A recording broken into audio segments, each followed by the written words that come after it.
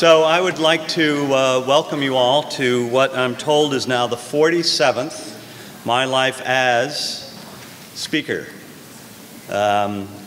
This is a wonderful, wonderful tradition that was started by Dean Howard Schneider, who's the head of the journalism school, some 7 years ago, no, 6 years ago.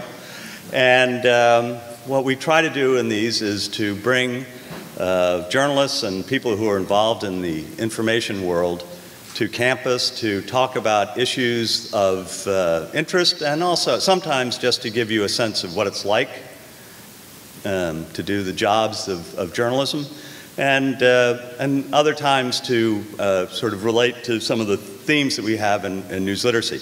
I am Richard Hornick. I'm one of the lecturers in the School of Journalism, and I have been here for about 6 years, off and on. And our guest tonight is Keith Richburg, who was a foreign correspondent and at one point the foreign editor of the Washington Post, one of America's great newspapers. Keith was a foreign correspondent in Southeast Asia, in Africa. Most recently, he was Beijing bureau chief for the Washington Post. Keith and I first met in 1986 in Manila during a coup. Although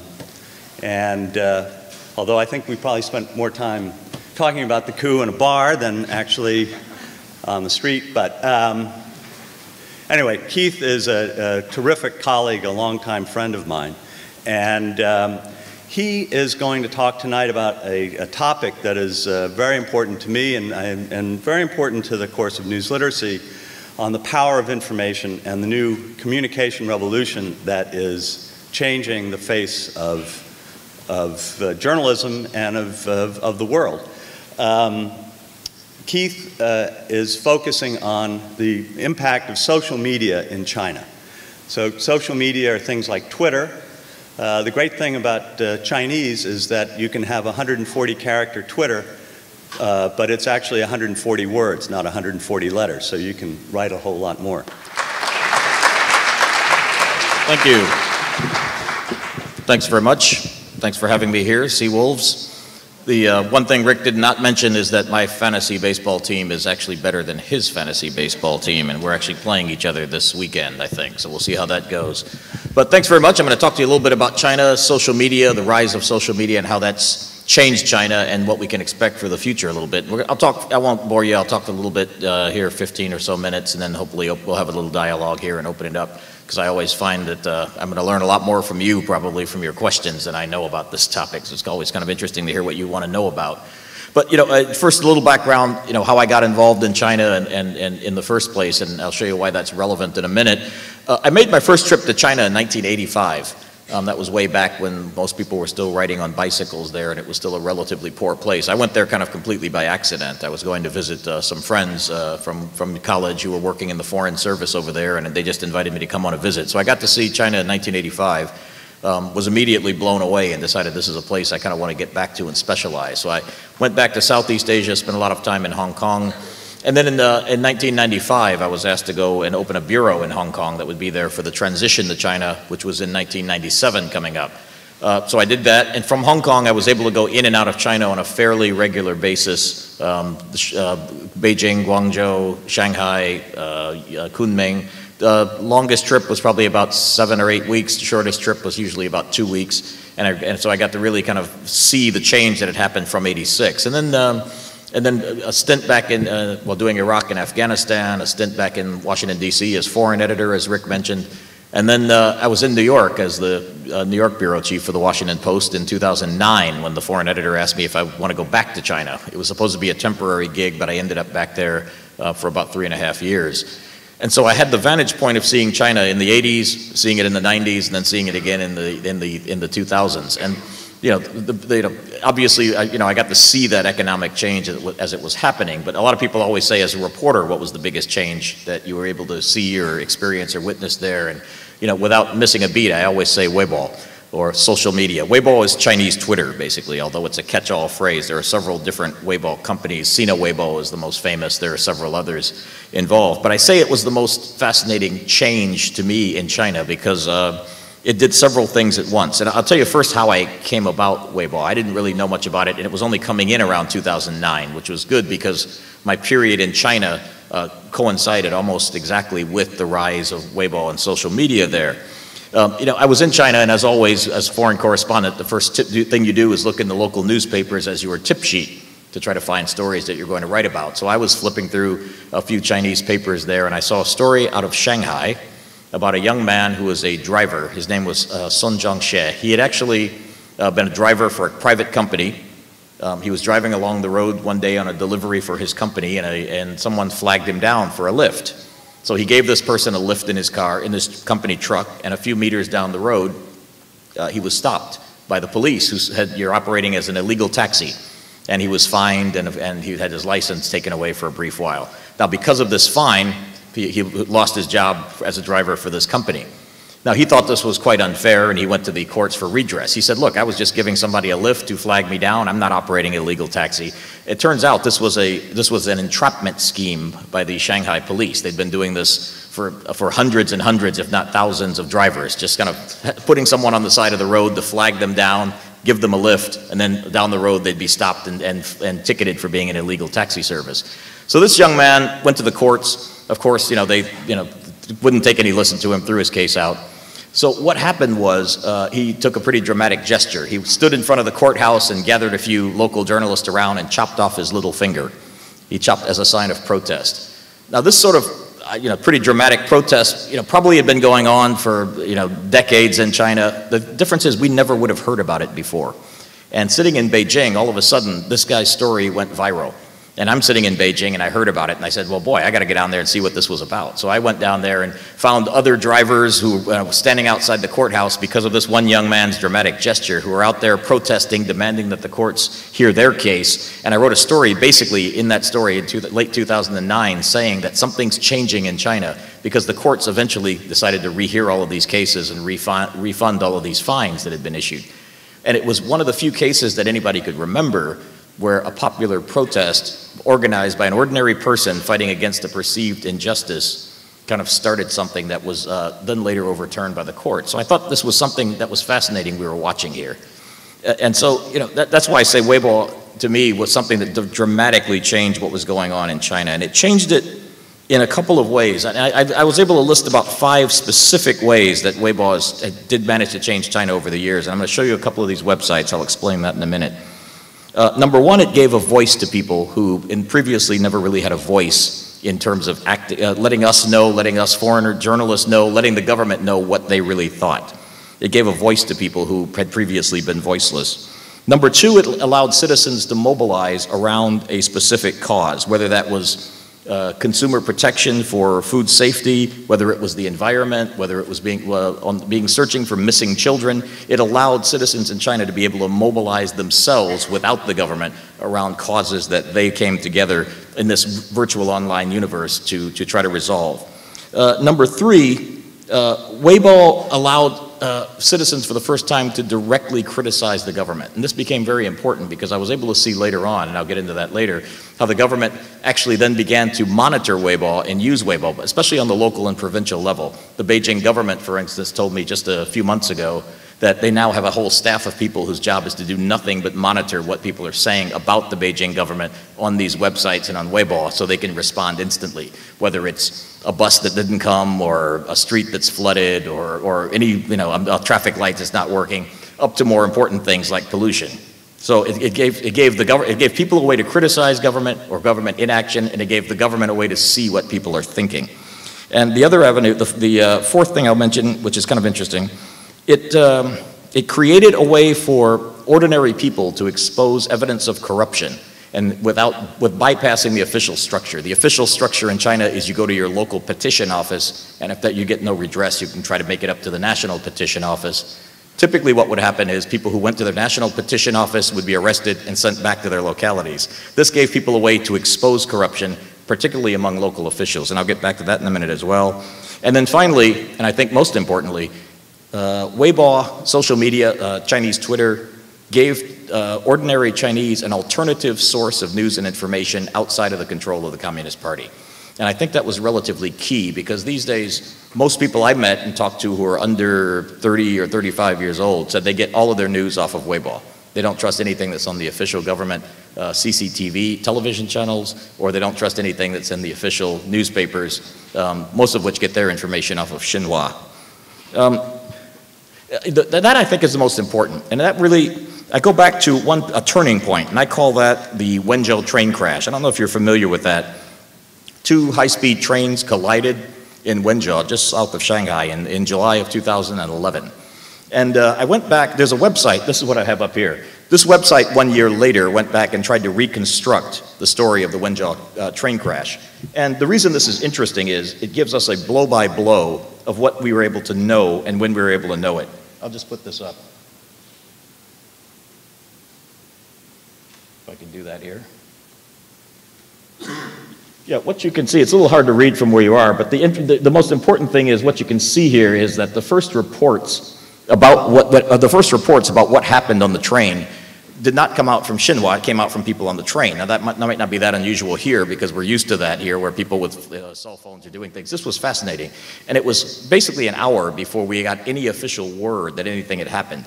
And some of these were reading things like, you know, we're in the train, the first train had a bad accident in Wenzhou, the train did an emergency brake followed by a violent crash, there were 2 more collisions, the electricity across the entire train has gone out, I'm in the last carriage, thank God I'm fine, this is too terrifying. That went out at 8:38, 4 minutes after the accident. The next message here that went out at 8:47, that's 13 minutes after the accident, that's the one at the bottom. It says, a cry for help, train D301 has been derailed not far from Wenzhou Station. Children are crying up and down the carriage and not one member of the staff has come to help. Hurry, hurry and save us. Hurry up and save us. So, you know, this goes on and on. I don't need to read all of these, but it's absolutely fascinating chronology. And it was a very, very, very long time before Xinhua, the official news agency, actually came out and even put out a bulletin saying a train had crashed. And this went on later. We can talk about it later if you're interested. There were allegations of a cover-up, but you know, this was, to me, the first example of how the citizens were out reporting something that the officials did not necessarily want reported. I was able to see many, many more examples of that. But skipping right ahead, there were a couple other really good examples. I mentioned exposing corruption. That's become a very, very big area for average citizens to expose local level corruption. Now there seems to be a big line in China between local level and national level. National level still seems to be a bit off limits, but local so-called citizen journalists have been going with great guns trying to expose what local officials are doing. There's a really good example here of an official who was basically spotted at official functions wearing expensive wristwatches. Now on a government salary in China, you shouldn't be able to afford these things, but I thought this was quite good. Let me see if I can get him here. Now you can see, this is a website here where they actually took official pictures of this guy that had appeared in the official media and circled his wristwatches here, all of which are kind of Cartier and Rolex. I thought these were great. It showed him at official meetings here. This was fantastic. As a result, this guy got fired. This guy lost his job. Now that was an example of how citizens were able to expose, just through Weibo, through the social media, what they considered an affront. You know, so there are many, many more examples of this. The other thing I mentioned in here is how Weibo became an area for people to kind of gather around a cause. One of the big, and these are usually causes that are not specifically a challenge to the government per se. The environment is one, pollution in Beijing. But a big one was food safety. And a couple of years ago, a young student at Fudan University in Shanghai got so disgusted about reading stories about food safety that he decided to set up a website that would be a map of the country where anybody could put food safety information from their area. He would try to verify it first, and usually verify it from an official media source. And he started his own website, the Chinese acronym for which is called "Throw It Out the Window," a phrase he claims he got from Teddy Roosevelt. Let me see if I can find it. This is his site. It's in Chinese, but what it does is it actually shows you in real time where all the food safety scares are in China.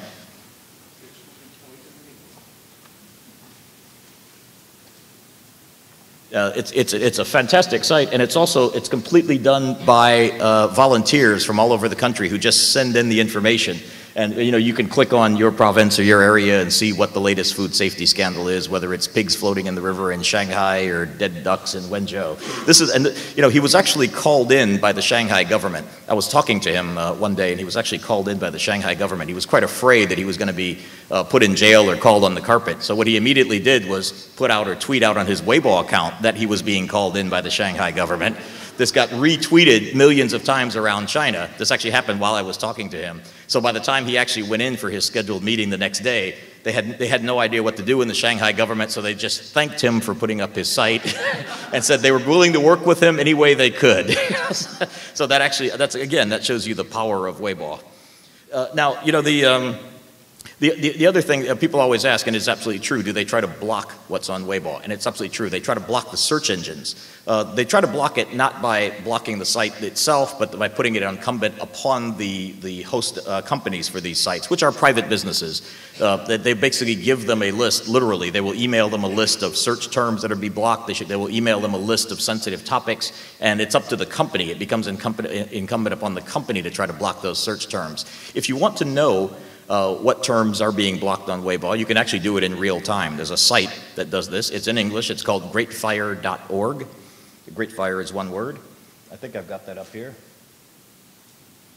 Just wanted to show you that. You can go on here yourself. You can type in any phrase, and you can see you can type in Dalai Lama, and it'll actually tell you which sites it's being blocked on, how it works. So it's greatfire.org. Highly recommended if you're interested in this topic.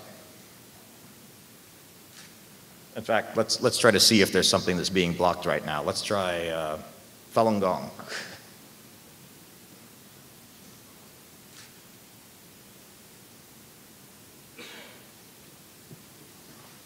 So that should, it takes a while to kind of go through and search all of the engines. What's it say here? Falun Gong. Yep, it shows that it shows you three different sites. It's been blocked 67% of the time on one site and 100% of the time on those other two sites. So it's in real time. It'll tell you how much since April or May of 2012 that the term Falun Gong has been blocked. So you can go on there, you can type in anything. Just have a lot of fun to play with that, by the way. You can have a blast. I'll just go on to say there's another thing. How has the Chinese government reacted to this growth of social media, which I think is absolutely fascinating. I'll just go through that, and then I think that we can open it up for some questions and dialogue. The Chinese government reaction has been very ambivalent. It's swung between repression and acceptance, or as I put it another way, trying to rein it in or trying to join it. If you can't beat them, join them. On the side of repression, they've instituted some new laws, and it's going up the scale of repression, starting, number one, with real name registration. It may not sound like a big deal, but in China, in the past, historically, with this thing, which is not very old, you've been able to actually register using a pseudonym. And once you start requiring people to use their real name with their real ID card number, that means that you can be tracked and traced for something you put up there that might be politically sensitive. The number two, and following that up the scale, higher up in the repression scale, you can actually be arrested. Now, there have been several bloggers who have been arrested. Some have been sent to this re-education through labor camp system, all for jokes, cartoons, or things that they put up on Weibo. And then finally, the other thing they can do, they can shut down sites, and they have shut down some people's Weibo sites. That has worked in some degree, but people also have multiple sites. And sometimes people just change their name or go onto another server because there are many companies that host these kind of social media sites. So it's almost like a cat and mouse game of trying to squeeze toothpaste back in a tube. These guys, and most of these guys who are very avid bloggers often have 7 or 8 Weibo sites. So shutting one site down often means the person will just move on to another site. So those are some of the things they've been doing. The question has been asked, why don't they just shut it down altogether? I don't see that's happening, and most people I've talked to don't see that happening because Weibo has become extremely, extremely popular. There's something like 300 million active Weibo users. That's 300 million. That's about the population of the United States, out of a total internet user population of about 500 million, which is huge. And most of those are actually sports stars, entertainers who have Weibo sites, and people are on there their followers are trying to see what they're up to. And so most people aren't on there talking about political issues at all. On the other hand, I think they're afraid if they try to just shut down Weibo, they're taking away this thing that's become so embedded into the popular consciousness now that would really start a backlash against the government. So the flip side of that repression is they're trying to join it. The government has realized, look, we better get into that space. And they've done a couple of things. Number one, they've started what's called the 50-cent party. It's called that because they basically pay people 50 cents a posting to go onto these Weibo sites and post pro-government tweets. So all of a sudden, if somebody's putting something anti-government out, you'll see 100 people suddenly putting out pro-government messages. Those are known as the 50-cent party tweets. Nobody believes they're real, but they're into that's the way they're trying to get into that space and kind of tilt the debate the other direction. The other thing they have done is they've encouraged all the ministries, the police departments, everybody to get into that space with their own Weibo sites and start putting out pro-government messages, which has happened. The first ministry level person was a provincial chief in Xinjiang who started his own Weibo site a few years ago. Now a lot of them have their own Weibo sites. Wang Yang, who was Guangdong Party secretary before he just got promoted last year, had his own Weibo site. And the other thing they started doing is even Xi Jinping, who just took over as party general secretary and most recently elevated to president, there's a mysterious Weibo site that started for Xi Jinping. It's called Fans of Xi Jinping website. Now this is something really unusual because with communist leaders in China, we almost never know anything about them, their background or anything else. And all of a sudden, after Xi Jinping was selected, I won't say elected, you started getting these sort of pro-Xi websites popping up. And I'll put that up as the last one. It's kind of fun.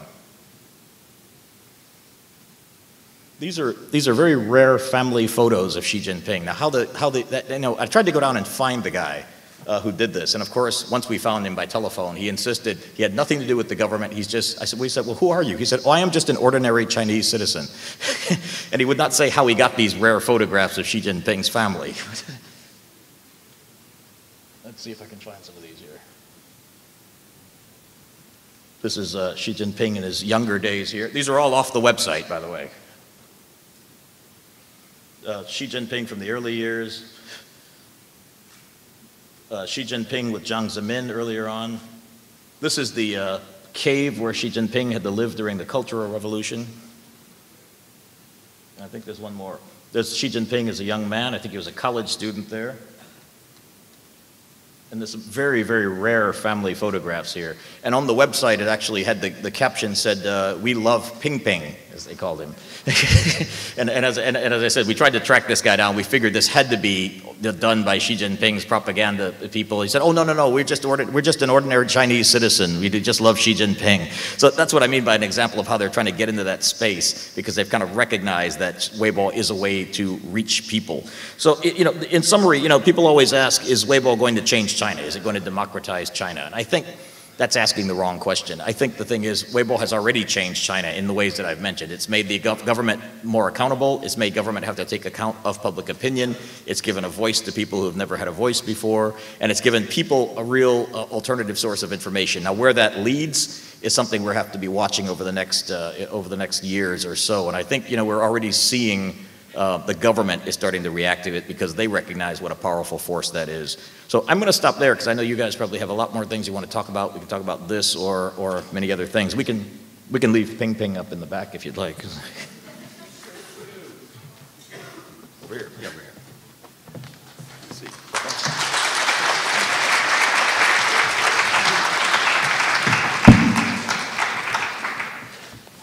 So, Keith, how can the government begin to take control? I mean, they've also begun to hire lots of propaganda experts, right? Mm-hmm. They're really ramping this thing up. Mm-hmm. Is there such lack of belief in anything the government does that by definition anything they do will be discounted by the public at this point? I've been really surprised at the level of cynicism there. You've been there. We always kind of had the impression that there was at least a certain segment of the population there that would just kind of follow along whatever was going on. Oh, is this one on too? Oh, okay. Okay. Yeah.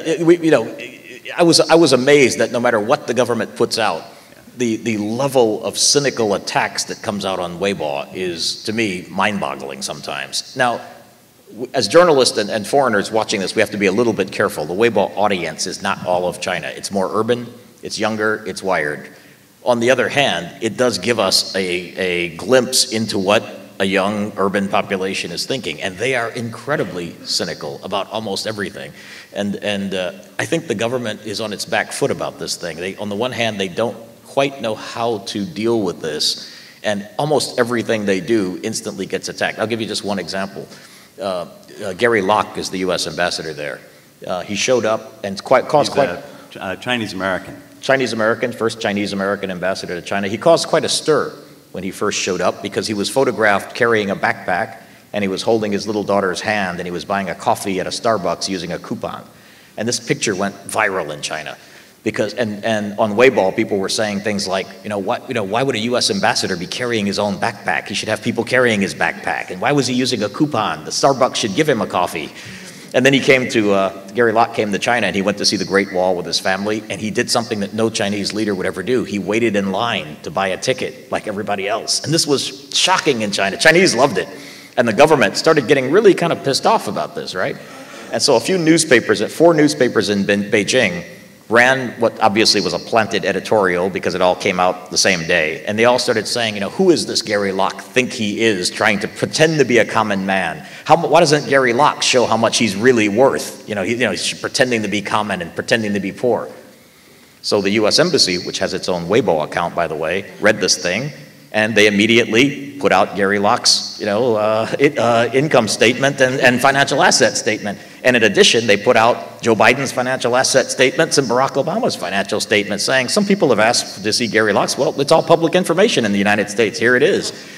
The backlash against this was everybody then went on Weibo and said, oh my God, this is all public information. Why don't we see the financial asset statements from our prime minister and our president? So immediately, these editorials completely disappeared out of the newspapers. If you went back and tried to find these editorials that had appeared in all four Beijing newspapers, they were scrubbed off the website completely. So that's an example of the cynicism, of the public. Yeah, I mean, the Chinese have been, they were used to not really believing what was in the papers, but they weren't sure what the alternatives were. But the government does, or the official media do seem to be trying a bit harder to become more credible. That's right. Now that they know that there's some check outside. Do you think Xinhua has improved because of Weibo? I mean, are the official media actually getting better? Yeah, some official media has gotten better. I don't think Xinhua necessarily has improved because that's kind of the official line of the party. But there are some government-owned papers like Global Times, which is the tabloid newspaper, very nationalistic tabloid, owned by the Communist Party. It's owned by People's Daily. And I talked to the editor, who was a friend of mine, and he described his own job.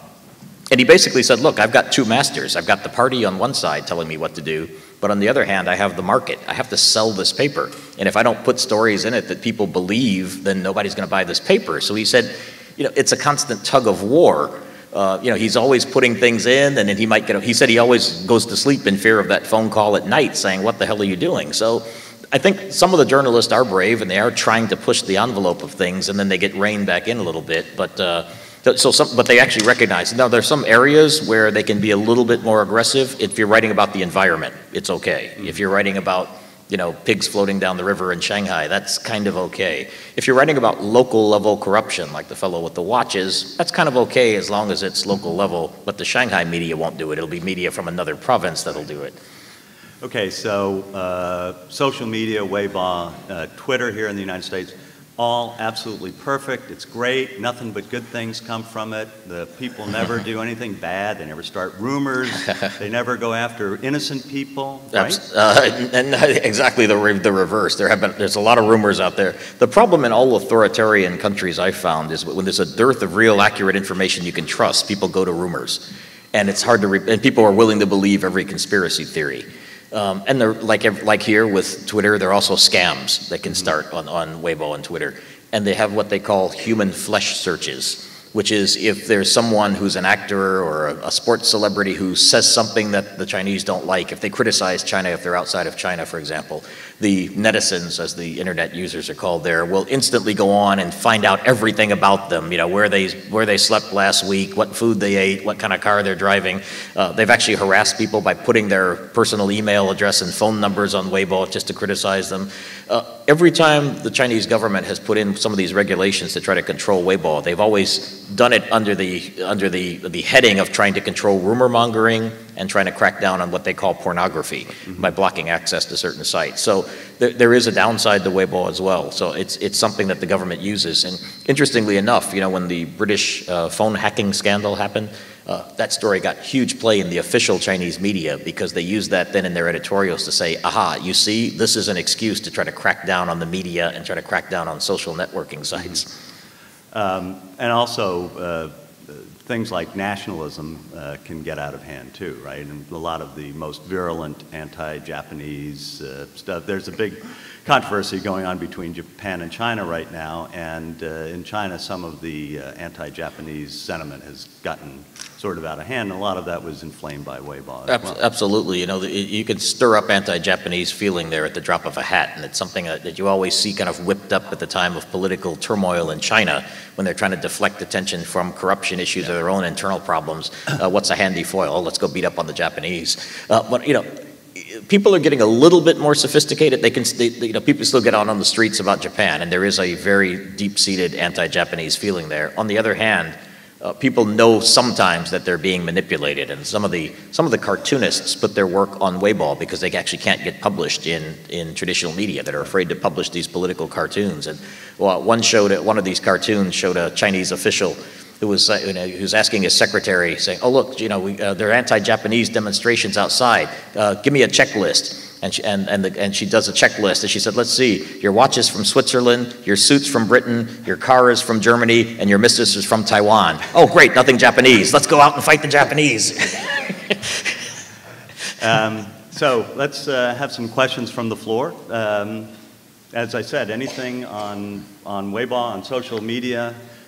For those of you who are taking news literacy, this stuff is really, you know, we go back to that first, one of those early lectures on the power of information, and Napoleon saying that he feared 4 newspapers more than 1,000 bayonets or whatever. Now it's the opposite in some ways. You don't have 4 newspapers anymore. You have 300 million Weibo. It's really has a game changer. I was Beijing bureau chief for Time from 1985 to 87, and I have to agree that this is by far the biggest thing that I've seen from a, you know, economically it's changed a lot, but from a socio-political point of view, there's nothing even close. So. Hi. Hi, my name is John. I just wanted to ask, what features are you hoping Weibo will add in the future, and do you think that there is a possibility that they will add those features? What features will add? Yeah. Right. Well, that's a good question. I think, well, the government right now is trying to control it and rein it in by getting people to do real name registration, and they're trying to kind of contain the space. I think one of the things, let me add one thing. The Great Firewall, as it's called, is the censorship system that's in place now. Weibo right now can easily be at least certain sites can be shut down or certain search terms can be shut down, although people have found ways to get around that. I don't know the technology. Oh, great, have the lights on, I can see you. I don't know the technology behind that, but it'd be great if Weibo can find ways to circumvent the Great Firewall a bit more. I think at the moment the government's winning that battle between the people who are finding ways around the Great Firewall and building the firewall higher and higher. I'd like to see more features where people can sort of get through that firewall, or it can become more instantaneous. And so even, you know, if you could tweet out something that was blocked, it could still get to people if they knew how to get it. I don't know the technology behind that. I think people are working on that all the time. It really is like a cat and mouse game. And just interestingly enough, one thing that they actually do is Chinese are very smart about finding ways to get around the censorship. So if a word or a term is censored, they'll find a word that sounds like the word, or maybe it's the same word but a different character in Chinese to use that. Yeah, exactly. And so like Ai Weiwei, for example, his name basically means, Ai Weiwei, the artist dissident who was under arrest, his name basically can mean, if you pronounced a certain way, love the future. And so all of a sudden these tweets started coming out on Weibo about, you know, I wonder what the future holds, or I wonder where the future is. So, you know, people have clever ways of getting around things. But one of the features that I saw in, I think it was last fall, They've started using geolocation tags. Ah, yeah. So you get a map, and you can say, I'm here, and there's a pollution problem here, or so it really has become a sort of crowdsourcing thing as well. Absolutely. And by the way, they were they're really innovative in China. They actually had photos on Weibo before they did on Twitter. They actually started that. Right there. Yeah. Hey, my name's Ethan. I'm a junior here at this school. Hi. I was wondering, was the sentiment in China towards America right now? I know there are hackers who try to attack our government, but does that mean that they're just wary of America, or that there's more of a deep-seated kind of derision? Mm-hmm. That's a great question. I actually... Yeah, the question was, what do Chinese think of America right now? I mean, there are hackers who have tried to break into our systems over here, and just wondering what the sentiment is about China. That's a great question, and it really depends on who you ask. I mean, China's a pretty vast country, so anything you say is going to automatically be a generalization. But I think it'd be fair to say that the average person likes America. They respect America. There are a million Chinese coming to study in our universities. This is still a place that people want to come. They want to know. They want our technology. Apple iPhones sell more there. General Motors sells more cars in China than they sell in the United States. So they love our products. I think on a government level, the average person who thinks about these things would probably not like the fact that we're involved in wars in Iraq and Afghanistan. There was a deep-seated feeling that the bombing of the Chinese embassy in Belgrade in 1998-99 was not an accident. In 2001, in April, there was a collision of a U.S. spy plane with a Chinese jet over Hainan Island that killed a Chinese pilot. And I think people believe that was an invasion of their airspace. So there is some idea that the U.S. government wants to contain China's rise, that China is an inevitable rising power, that they're at some point going to overtake the United States as an economic power, and that the U.S. government is trying to encircle China through things like the announced pivot to Asia, putting U.S. troops in Australia at these bases, announcing our military forward position in Asia after we withdraw from Afghanistan and Iraq. So a lot of people fear that we don't want China to rise. On the other hand, I was there during the U.S. presidential election here, and Chinese in huge numbers watched the debates between Obama and Romney on the internet. These were streamed live on the internet in China, and millions of people were watching this. And I read the comments after the debate were fascinating, and they said, we really wish we could have something like this. They were amazed that the President of the United States has to stand up and listen to criticism in his face, and they were just saying, when can we have something like that? So there's a real admiration for our system of government and the idea that we have elections. And a lot of people were saying, I wish I could see the day when we could have something like this in our country. Yeah, thank you. Sure. Hi, Welcome. my name's Matt. I'm a journalism major. I actually wanted to ask about your experience in Africa. Sure. And were there things that you saw there that resonate with you today, and anything that affected? Did you see anything that affected how you are today? Well, that's good. My experiences in Africa as a correspondent. I could say, go on Amazon.com and buy my book, which is called Out of America, A Black Man Confronts Africa. I was there at a particularly bad time for Africa. I was there during the Civil War in Sudan, the Civil War in Somalia, and the genocide in Rwanda. So I saw, and also I was there when a lot of people had great hope that there was going to be this democratic wave sweeping through Africa, and that after Eastern Europe became democratic, that the countries in Africa would have these kind of democratic revolutions. And we saw dictators overthrown in Somalia with Siad Barre and with Haile Mariam in Ethiopia, and we thought there would be democratic governments come along. Uganda was always hailed as a possible democratic leader. On the other hand, what we saw is, Museveni is still there in Uganda. Somalia is still a mess. Ethiopia, the dictator was still there until he died in office, and now someone else has taken over. They just had the first real, I think, democratic transition in Kenya after a kind of a messy election process last time, where a guy who lost ended up in the power. And so I think, I was there at a pretty bad time. I think it's actually a much better place now in terms of, there are more countries now that are democratic in terms of having elections, and the economies are doing a lot better, which is the main thing. A lot of that actually is because of Chinese investment. in Africa. You know, I've talked to a lot of people, a lot of Americans always think that the Chinese have to be up to no good in Africa because, you know, it's neocolonialism, they're only going there to take their resources. But, you know, when I talk to Africans, they always tell me that, look, you know, the roads are being built, the economies are growing, the markets are filled with Chinese goods, so they see Chinese investment in Africa as a good thing. So, you know, so I think I'd need to go back, because that book came out in 1997, and it was based on that particular period of time. I think I need to go back now and write something else about how the Chinese investment there has changed. And I think on the governmental front, there are a lot more countries, as I said, that are democratic. There's still too many people dying in places like Eastern Congo. And so I think it's a mixed picture, but overall the trend is a lot more optimistic than it was before. So I'm a little bit more optimistic than I was. But out of America, a black man confronts Africa. Great book. My name is Matthew.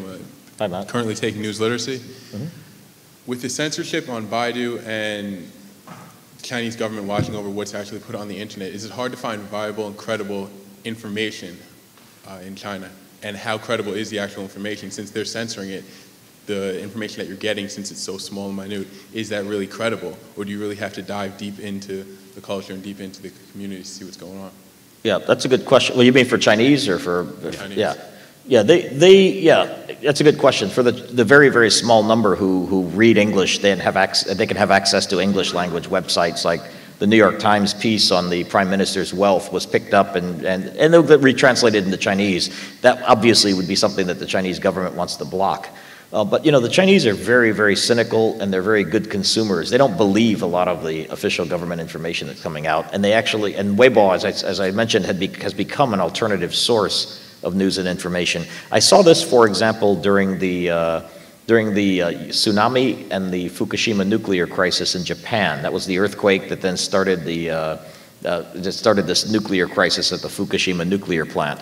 There was a lot of concern in China about nuclear waste or the wind blowing a nuclear cloud across the East China Sea into China, and also some concern that the Chinese nuclear plants may not be safe. China has a lot of fault lines. We just saw an earthquake in Sichuan very recently, and there are a lot of nuclear plants in China. So what happened in Japan was you had this earthquake caused these fissures in this nuclear power plant at Fukushima. So a lot of people went on the internet and started demanding to know whether the Chinese plants were safe. And by the way, there was a lot of admiration for how the Japanese were able to evacuate that area around that nuclear plant. So a lot of people were saying, can China do the same thing? Where are the evacuation plans for our nuclear plant? The government started through their propaganda organs, which is mainly Xinhua. The main news agency will put out editorials and statements and order all the newspapers to carry these. And they started putting out these statements saying, Chinese nuclear plants are nothing like the Japanese nuclear plants, they're all safe. Nobody believed them.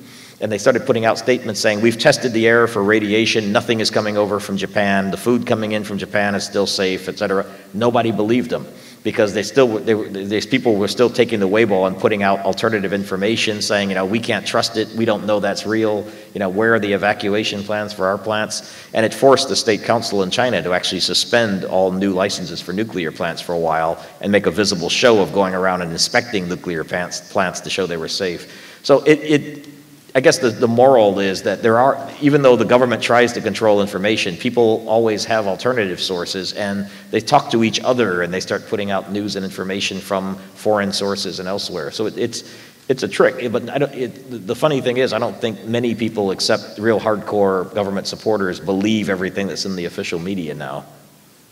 Does that answer your question? Yes. So would you say, they say a lie travels faster than the truth. Do you think that word of mouth travels faster than the internet? Word of mouth matters for a lot now. The problem with that is, though, there are a lot of rumors that go around there. And as we mentioned earlier, you know, there's a lot of unverifiable stuff out there. There's a lot of misinformation floating around as well. So there is kind of a news vacuum. There are certain organizations that do independent reporting, like Caixin, Southern Weekend, which is a newspaper based out of Guangdong. The Guangdong Southern Chinese newspapers are closer to Hong Kong, so they've got a little bit more of an independent tradition. So if they report something, people are more likely to believe it. If Xinhua reports it, they're not. So people are pretty discerning in where the news comes from. CCTV, which is the official television channel, nobody believes the news out of that. They use that to watch the New Year's show and entertainment. But yeah, it's a good point, though, because you have, here we have Twitter, and there's a lot of news gets generated, but then there's no follow-up. I mean, the follow-up then comes from the old mainstream media, and there are places to go. But I think the point is, yeah, you've got Weibo, and then there's not much else. So you have the wisdom or insanity of the crowds, and nothing that you can rely on. Yeah, there's no official media to come in and say this is right, this is not right. Hello, my name is Brian, and I want to say that I use Weibo every day. It's a great part of my life. So I was wondering, Weibo has become a great platform for the Western media to know about China, know about the true China, know about what's going on. Do you think that there might be a selection of news when it comes to news about China that Western media tend to focus on? Because, for example, there's this recent violent incident in the Xinjiang province where the Uyghur, I don't know what do you call them, extremists or social activists decided to attack the policemen and kill a whole bunch of them. For that kind of information, would you? I would say that it sort of contrary the belief of general reporting on Chinese cultural policy, like the Chinese government usually generally just suppress the minority. But in this instance, the U.S. White House Speaker Carney made a statement about urging the Chinese government to investigate, clear what's going on in this place and give justice to the Uyghur people and the Han people. So the Chinese response on Weibo to this statement is that how come in Boston this is considered terrorism? How come this in China it is considered government suppression? Do you think that the U.S. selection of Chinese news tend to support a certain tendency to focus on a certain image of the Chinese government or something like that? Yeah, that's a very, very good question. And it's the old problem. One man's freedom fighter is another man's terrorist. It's in many ways it's the exact same way we looked at the Chechnya issue with Russia, where are they people being suppressed by the Russian government, or are they a bunch of terrorists and the Russian government's trying to restore order? So it really is the way you look at the issue. I was there in China when they had this big blow up in Xinjiang a few years ago, and riots basically, where it was very bloody riots where Muslims were attacking Han Chinese were attacking Muslims, and the only trouble the Washington Post got into with the Chinese government is when they thought we were reporting that story too sympathetic towards the Uyghurs, the Muslims. So it's a delicate area. If the question is whether the U.S. media doesn't approach that story with the proper balance, I think that's probably a fair question to ask. The fairness and balance of the news stories? Yeah, because the problem is we're not allowed to actually go there and independently report, is the main thing. And I'd argue the same thing with Tibet going on, where there have been I think over 100 self-immolations, people setting themselves on fire. The Chinese government says these people are being instigated to do this by the Dalai Lama. The Tibetans tell us from their exile groups that they're doing this because they're frustrated with Chinese government rule. It's hard for us because as foreigners, we're not allowed to just go there and walk around and talk to people. We're restricted from going there, so we're forced to get our information from exile groups and human rights groups and others. I've said this to the Chinese government, foreign ministry, myself in person in a press conference like this, when they were criticizing me for the way we cover the situation in Tibet and in Xinjiang, where the Uyghurs are. I said, I agree, we're not doing a good job reporting it, so why don't you let us go? Just let us go and don't follow us around and give us the freedom to go and report and do what we want. Then maybe we can give more balanced stories about what the real situation is. But I think that's partly a problem of the government trying to control the flow of information. They want us to report the story as, terrorists attacking China. And they did a pretty good job. After September 11th, they wanted to have the Uyghur groups, the East Turkestan Liberation Organization, labeled a terrorist group. And I think George Bush did label them a terrorist group in exchange for Chinese cooperation after 9/11. And they wanted to make sure that they linked that group in China to al-Qaeda.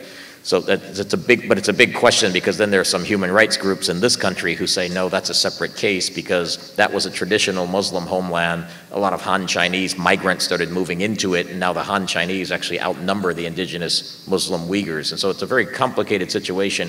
I don't think we probably do a good enough job of explaining the kind of delicate balance there. But part of that, as I said, is we can't get there. Yeah, okay, we should move on. We've got quite a few people. I'll try to be shorter. That was a complicated issue. Yeah. Hi, I'm a Chinese student here Hi. studying journalism. Hi, welcome. Every time I read like American newspaper, I will find there's lots of like negative image about China. And sometimes I talk to my American friends. They feel, I got that kind of feeling that they feel once they enter in China, they're gonna die. And I just wanna know, like, and also like in our news literacy class, we talk about censorship, you know, all those bad things about China. I don't think it's like the full image of China. And I want to know, like, for Americans, what's the value for them to study China or, you know, Chinese media?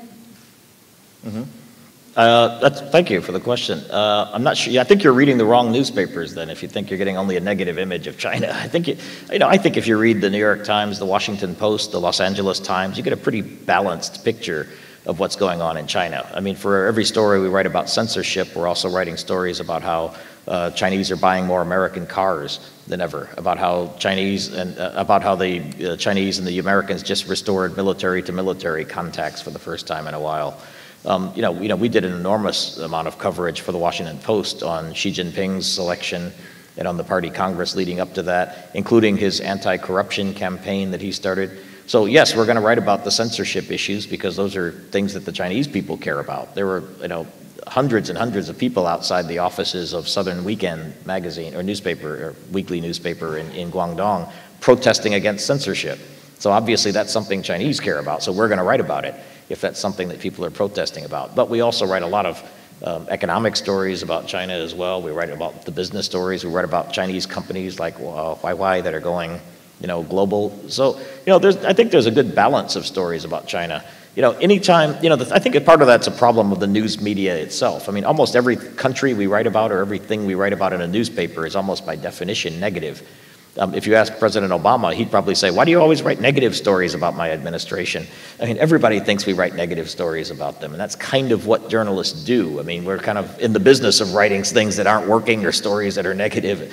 I remember going to the Good news is no news. Good news is no news. I remember I used to live in the Philippines, and after living there, it was a really tumultuous place. There were coup attempts and bombings and all this, and then after a while, it got pretty boring. A president named Ramos was elected, and sort of nothing was really going on. The economy was growing in the Philippines, and I hadn't gone back in many years. So I went back a few years later, and I went to interview the president, and President Ramos. And he remembered me from the old days during the coup attempts. And I said, "Oh, President Ramos, how are you, sir? I haven't been here in a while." And he said, "Yes, I know. That's very good."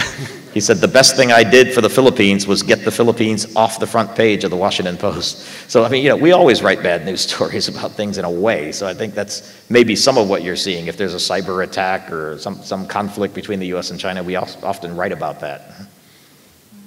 No? Hello, I'm a junior student, journalism minor. How are you? Thanks for your impressive speech tonight.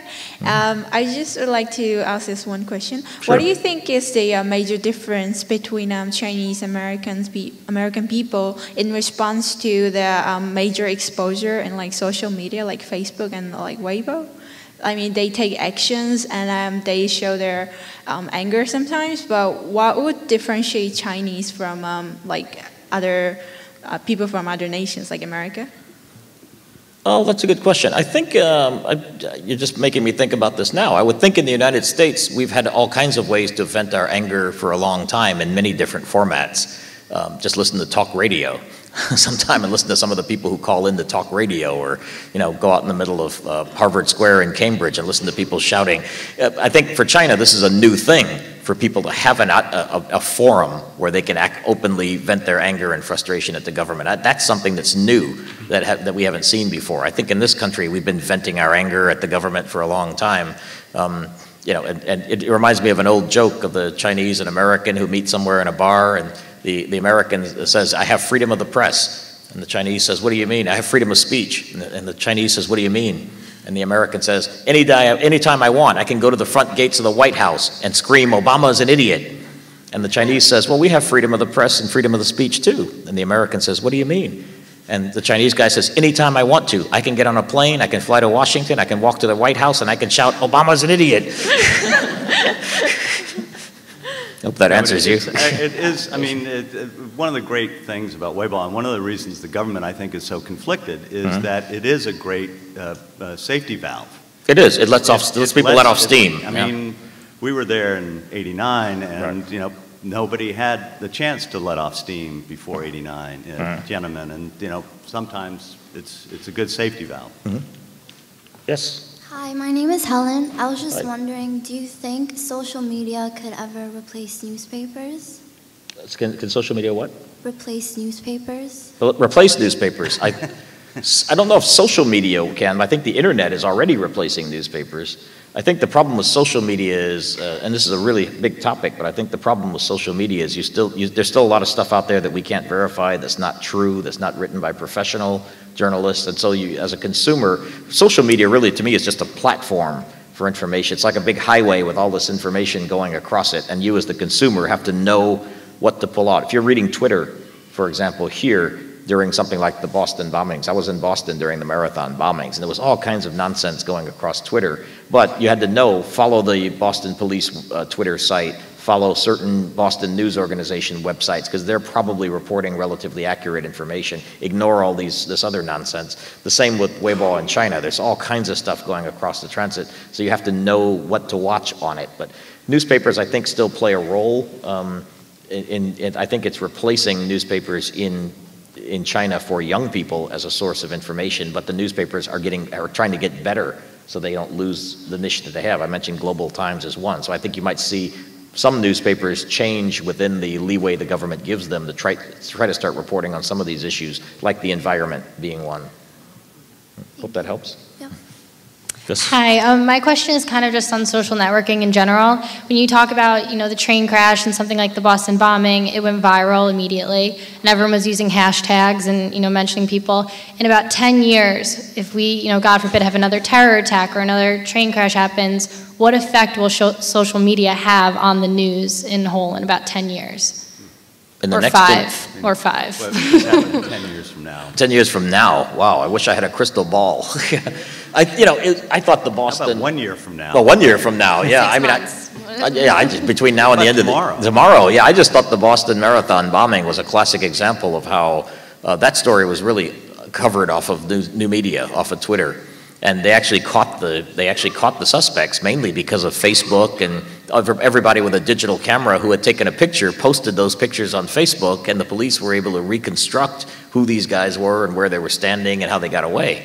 And that was all because they just asked everybody, if you took a picture, please send it in, and people were posting pictures around, so that was fascinating. We've seen some of that in China. I mentioned missing children. I didn't have time to get into everything, but there was a campaign where some guy's son was kidnapped, a little toddler was kidnapped by these people who go around in China kidnapping babies.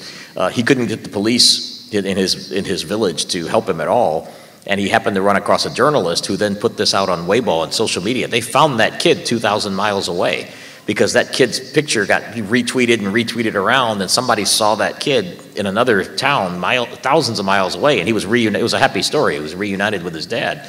And on the other hand, that undercut what the police should have been doing to search for that kid. So you're actually starting to see already social media taking on a larger and larger role. I just mentioned that before, there was an earthquake just a week or so ago in Sichuan.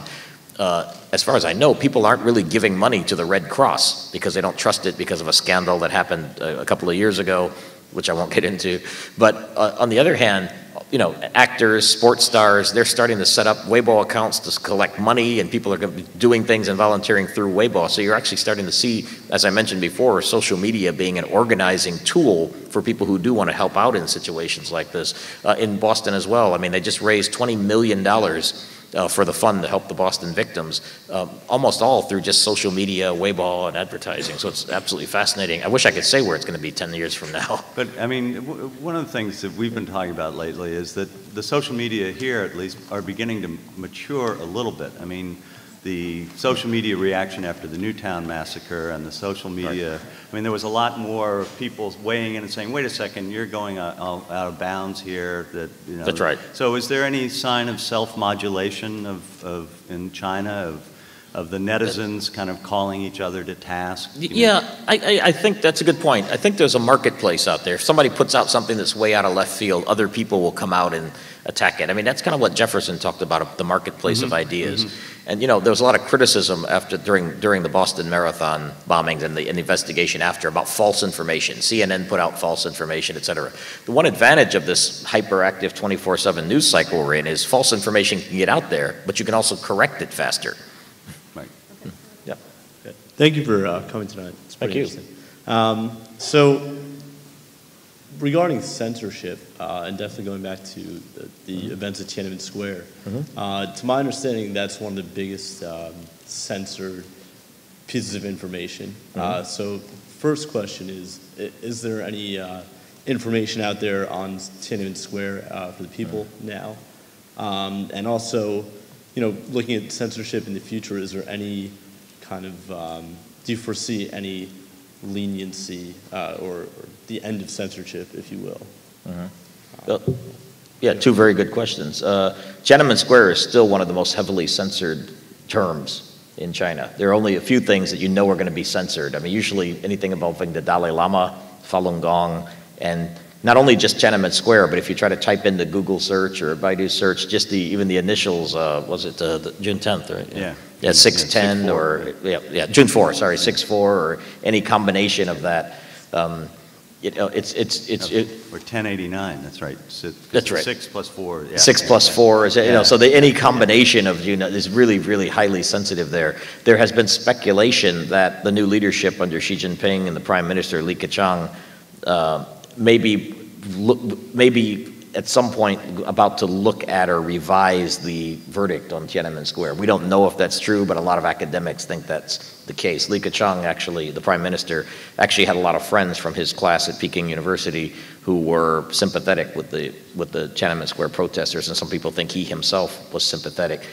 So people are waiting to see. That's going to be, to me, the next big step in China, if they can come back and revise the verdicts on Tiananmen Square. I think they're a little reluctant to do that, because once you do that, then you open it up for lawsuits and all kinds of other stuff. But you know, they're trying to rewrite that history very, very delicately. But no, that's a really still heavily censored term, because that's incredibly sensitive for them that the PLA opened fire on their own people. In general, I don't see them deliberately lifting. They're already changing censorship. There's a lot less censored now than there was probably in the 80s. You can talk about a lot more topics. You can talk about corruption. Xi Jinping talks about corruption now, so you can talk about corruption. You can talk about failings of the government. You can talk about, you know, how they're not fixing the environment, the air pollution in Beijing, bird flu. It's just now it's narrowed down to direct criticisms of the leadership in Beijing by name and allegations of corruption against the leadership by name, and then questioning the rule of the Communist Party. Besides that, almost everything else is kind of fair game now, you know. So, and it's actually not, the censorship there is not an active censorship, it's more of a passive censorship. You can start writing about things in the press until they tell you not to. You know, so even on the Wenzhou train crash, there were all kinds of stories in the media the next day about the corruption in the ministry, whether the corruption was to blame for the high-speed rail system being built in a faulty way. The railroad minister was earlier sacked and held for corruption charges. All of that was open in the media. And it only got to a certain point where the censors put out a notice, which you could actually see saying, okay, tone it down, guys. Stop putting this stuff on the front page. So they kind of let it out there, as you said earlier. They let people let off steam, and then they kind of rein it in a little bit. So it's a far less censored place than it was 10 years ago. And it probably, you know, that whole Wenzhou thing probably caused the demise of one of the most powerful government agencies in the world. The railway ministry of China was finally broken up in this last thing. Absolutely. But just real quick, you mentioned bird flu. Right. I mean, SARS was probably the thing that's the lesson there, right? Absolutely, because WHO was saying basically when you got an epidemic like that, you've got to get the information out there fast. And for those of you who don't remember, 10 years ago in China they had this thing called SARS, which was a really fast-growing, like a pneumonia for people. And there was a lot of quick transmission, and the government hushed it all up because they didn't want to create a panic, and they didn't. Anyway, and it just got completely out of hand. And everybody says that now that they've learned their lesson. So with this new bird flu, they've been much more open about it, and they've used social media proactively. That's right. To get out good information without frightening people. That's right. Yeah, we got to keep the questions going and get everybody in. First, I'd like to thank you. I learned a lot from your whole thing. And then one question I have is, how is social media affecting religion in China? Because I know like Christianity, they want to like suppress like Christianity and all that. So how is that changing? How is social media changing all that? How is social media changing religion? Christianity. That's a good question. I'm not actually sure. I've thought about that a lot. There are a lot more. Chinese are becoming a lot more religious, and I think there's a social and spiritual void that people feel. I think, and I read a lot on social media and elsewhere about how people feel like they spent the last 30 years getting rich, and now that they're rich, they're looking for something else. I don't know if religious groups have gotten into that space because, quite frankly, a lot of religious groups want to keep a low profile in China. A lot of the churches are kind of underground churches, and they still kind of exist on the margins. So I'm not. That's a good question. I think maybe social media could become an organizing tool for people who want to be religious, but I haven't seen that yet, and I think that's something the government would keep a little bit more wary eye on, if I'm not mistaken. But that's just my guess. Okay, thank you. Thank you. Final two questions. Hi, my name is Lindsay Wyatt Jr. I am a political science major, and I'm 24 years old. Okay. I say that because when I look back at history, like at least my history, and I think about, I guess, influential people, I think about teachers, professors, individuals that have, I guess, worked hard for their positions and their influence, I guess, in the world. With that being said, considering the influence that people have with social media, do you feel as if, I guess, do you feel as if like it's right or wrong, or like do you feel as if we're heading in a good direction, and where do you see, I guess, the age of information going? You know, with people with the access of I guess 300 million people, like in Weibo, like where do you see that going in the future? So, yeah, it's sort of like wisdom of crowds versus wisdom of the elite. Yeah, that's a very good question. I mean, some people say that social media actually serves as a democratizing element because before, I mean, just even here, before it was, I mean, if you take a step back, before you got your news off of, when I was 24, you got your news from 3 major TV networks, ABC, CBS, and NBC, and then the New York Times, Washington Post, and AP, and that was kind of it. And then you had the growth of cable news, and then after that, you had kind of the, this proliferation of newspapers and magazines, and then through, Bloomberg didn't exist before, et cetera. And now with Weibo and social media, everybody's a journalist in a way. So some people say that's a democratizing factor. On the other hand, when you do have a major event like the elections last year, like the superstorm Sandy that came through, like the Boston Marathon bombings, I think you do see a tendency of people to try to go back to those traditional sources because there's so much clutter in the information field that CNN's ratings suddenly go up, and the Washington Post and the New York Times suddenly are selling more copies because people go back to a trusted news source because there's so much clutter out there. In terms of where things are going to go in the future, and to bring it back to China, again, I can't look into a crystal ball. Whether it's going to be a good thing or a bad thing, I think is almost not the right question because I just think we're in a new world and it's there and we can't change it. So we're just going to have to learn to live with it, for whatever it is. It's already changing the way we all live. It's already changed the way we all live. And by the way, if you're all students here, be very careful what you put on your Facebook pages, because it will come back to haunt you. And if you get hired at any place for an internship or a government job or the Washington Post, they will go back and Google your name and look and see what you put on your Facebook page. So if you put too much stories on there about getting drunk or whatever, it will come back to haunt you. So all the stuff that you used to do in private, it's no longer private. It's already kind of out there. So and by the way, people probably had conversations or asked questions like that back in 1453 when Gutenberg's press democratized the spread of information for the first time. Last question. Last question. Thanks. Yeah, and thank you for indulging so many questions. I can tell people are probably just going to start picking their stuff up pretty soon. But I just like to quickly ask, you mentioned that censorship is sort of in a half-baked stage for this platform. They're letting some things go and then cracking down on some things and trying to find some ways to get in there. So what I want to ask is this, who has the upper hand here? Is the government actually afraid of this? Is this a market change? Or are they just sort of indulging the people in this platform? That's a good question. Where does the government come down on this? I think the government is the one I think it's a both. I mean, I think the government's terrified by the idea that the crowds, the masses, suddenly have a voice, that they have to suddenly take account of people's views and viewpoints. They're spending an enormous amount of resources now trying to keep track of what people are saying on social media because they see that as a potent force. On the other hand, I think they see that if they can harness that force for their favor, it might actually be something that could preserve their own grip on power for a while. So I think it's probably, I don't think there's one monolithic view. I think we make a mistake here to think of Chinese or the Chinese government or the Chinese Communist Party even as one monolithic view. I think there's some in the party who say, this is terrifying, we have to control this thing, even stamp it out.